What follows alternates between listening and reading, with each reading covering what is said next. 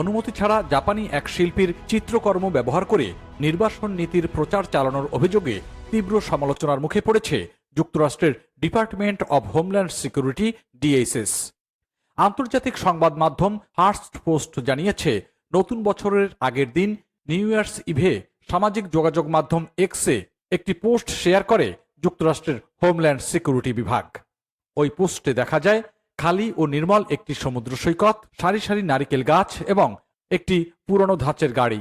ছবিটির ওপর বড় অক্ষরে লেখা ছিল, আমেরিকা আফটার 100 মিলিয়ন ডিপোর্টেশনস, অর্থাৎ 10 কোটি মানুষকে নির্বাসনের পর আমেরিকা। পোস্টটির ক্যাপশনে আরও লেখা হয়, the peace of a nation no longer decided by the third world, যার অর্থ দাঁড়ায় তৃতীয় বিশ্বের অবরোধ থেকে মুক্ত একটি দেশের শান্তি। এই পোস্ট প্রকাশের পরপরই সামাজিক যোগাযোগ মাধ্যমে শুরু হয় তীব্র বিতর্ক ও সমালোচনা। অনেকেই অভিযোগ করেছেন এটি বর্ণবাদী মনোভাবকে উস্কে দিচ্ছে এবং অভিবাসীদের বিরুদ্ধে ঘৃণা ছড়ানো হচ্ছে। এর মধ্যেই সামনে আসেন জাপানের প্রখ্যাত গ্রাফিক্স ডিজাইনার হিরোশি নাগাই। ৭৮ বছর বয়সী এই শিল্পী জানিয়েছেন, পোস্টে ব্যবহৃত ছবিটি তার নিজের তৈরি এবং এটি তার অনুমতি ছাড়াই ব্যবহার করা হয়েছে। এক্সে দেওয়া আরেকটি পোস্টে প্রখ্যাত এই গ্রাফিক্স ডিজাইনার লিখেছেন, যুক্তরাষ্ট্রের department of homeland security DHS আমার অনুমতি ছাড়া এই ছবি ব্যবহার করেছে। এ বিষয়ে আমার কি করা উচিত?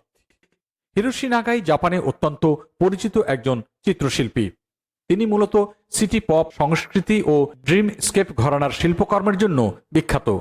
তার আঁকা ছবিতে প্রায় দেখা যায় ১৯৫০ দশকের আমেরিকান জীবনধারার অনুপ্রেরণা, সবুজে ঘেরা নারিকেল গাছ, শান্ত সমুদ্র তট, নীরব শহরের দৃশ্য এবং নস্টালজিক আবহ।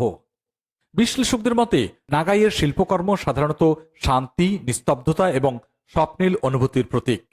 সেখানে এই শিল্পকর্ম ব্যবহার করে কঠোর অভিবাসন নীতি এবং নির্বাসনের মতো সংবেদনশীল বিষয় প্রচার করায় বিষয়টি আরও বিতর্কিত হয়ে উঠেছে। আইন বিশেষজ্ঞরা বলছেন, অনুমতি ছাড়া শিল্পকর্ম ব্যবহার করা কপিরাইট লঙ্ঘনের শামিল হতে পারে, বিশেষ করে যখন সেটি রাজনৈতিক বা সরকারি প্রচার প্রচারণায় ব্যবহৃত হয়, তখন এটি আরও গুরুতর হয়ে দাঁড়ায়। এদিকে এই ঘটনায় এখনো আনুষ্ঠানিকভাবে কোনো ব্যাখ্যা দেয়নি যুক্তরাষ্ট্রের হোমল্যান্ড সিকিউরিটি বিভাগ। ঘটনাটি আন্তর্জাতিক অঙ্গনে শিল্পীর অধিকার, কপিরাইট আইন এবং সরকারি প্রচারণায় শিল্প ব্যবহারের সীমা নিয়ে নতুন করে আলোচনা তৈরি করেছে।